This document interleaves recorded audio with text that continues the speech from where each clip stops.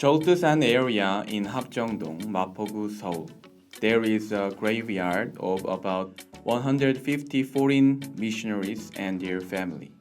It is the graveyard of missionary Yang Hwa-jin, those who had to end their lives in a faraway country without connection have different names and stories. But there was only one mournful wish in their heart. May this land Joseon know the gospel of Jesus. Biography of Missionary Yang Hwa-jin is a book that records not only the history of Yang Hwa-jin, but also the achievement and martyrdom of missionaries who desperately wanted the gospel to spread in this land. It is not the birth or brightest moment of their lives that this book writes. Rather, the book pays attention to the moments before their death. As you read through the book to see how these valuable deaths have affected us, we discover the wonderful providence of God. Just like how the puzzle is put together, He worked it by sending people who were essential to this nation. The very foundation for the transformation of the borderland Joseon was the dedication and satisfaction of the people who wanted the gospel to spread. Yang Hwa-jin refers to the area of Joltusan in Hapjeongdong, Mapogu, Seoul. Originally, this place was very filled with red-leaf willows and wild willows, famous for its beautiful scenery. It was a playground of artists, and its peak was where dignitaries sat to drink. They enjoyed a boat ride. The peak of the mountain, named Joltusan, was originally called Dolmori or Jamdubong because it looked like a silkworm raising its head. It was also called Yongdubong as it resembled a dragon's head. But why was the name of such a beautiful place changed to Joltusan, meaning the beheading mountain? This is a place of painful history. It is related to Byungin-bakke that you may have heard about that once in a school history class. When Hongseong Daewon-gun has massive operation on their Catholics, Daewon-gun brutally murdered 9 out of 12 French missionaries. He killed 8,000 out of 230,000 Catholics nationwide. During this period, there were 3 priests who survived. They fled to China and informed their home country of the situation. As a result, France sent a fleet to Yang Hwa-jin for the reconnaissance of the Joseon. About a month later, 7 ships were sent again to seize Ganghwa as a protest against the action of Daewon-gun. The army of Joseon frantically expelled them, and the closed-door policy became more strict. Daewon-gun used Yang Hwa-jin's dormitory as a place of execution and beheading for Catholics, saying, "I will wash the place where the intruders stay with the blood of Catholics who brought in the intruders." Joltusan was named by Daewon-gun or the Catholics. It was named by the people who saw this tragedy. Once famous for its beautiful and peaceful scenery, Yang Hwa-jin quickly became the graveyard stained with blood. The cemetery was created by Heron, the first foreign martyr missionary.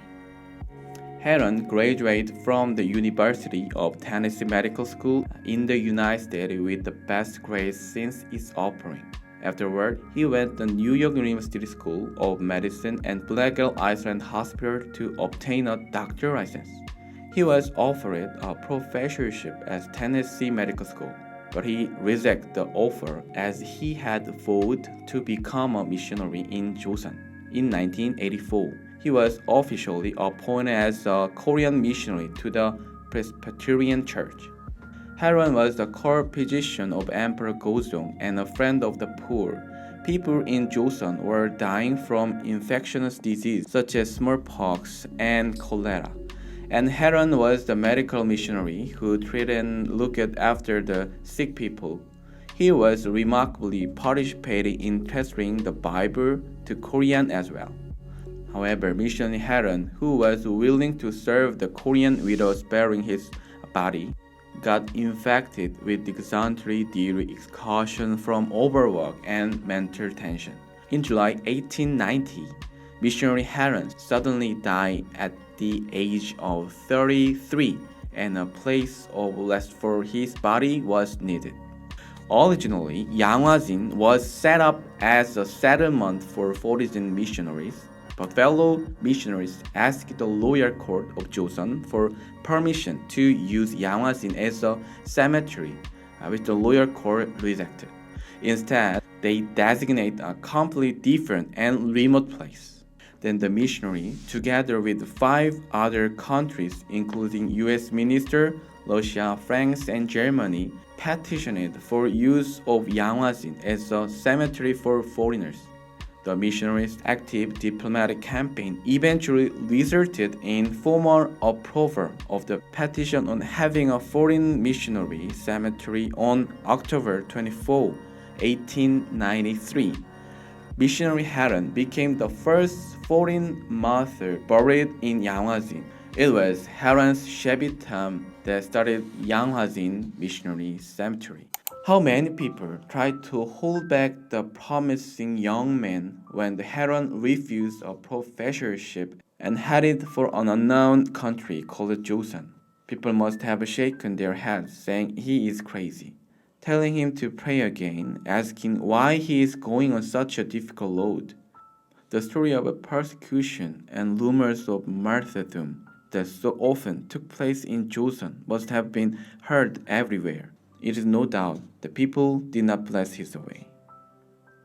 Not only for Haron, but also for many other missionaries who had embraced Joseon in their hearts. Healing to Joseon where gospel was ignorant was the same as having the determination to be martyred. However, without their determination, without their obedience and devotion to God's command to go to the land of Joseon, we would not be here today. Those who were willing to abandon the path of comfort, the path of granted success, the path of peace with their families and friends, and instead came to love an unknown land, Joseon, are the ones who made us be here today. Known and unknown missionaries, young children of missionaries and their descendants wanted to be buried in Joseon rather than in their home country, and they remain at Yanghwazin Foreign Missionary Cemetery.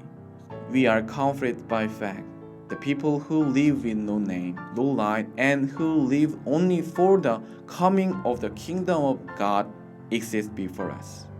They encourage and challenge us today. Hence, Yanghwazin is evidence of God's passionate love for us.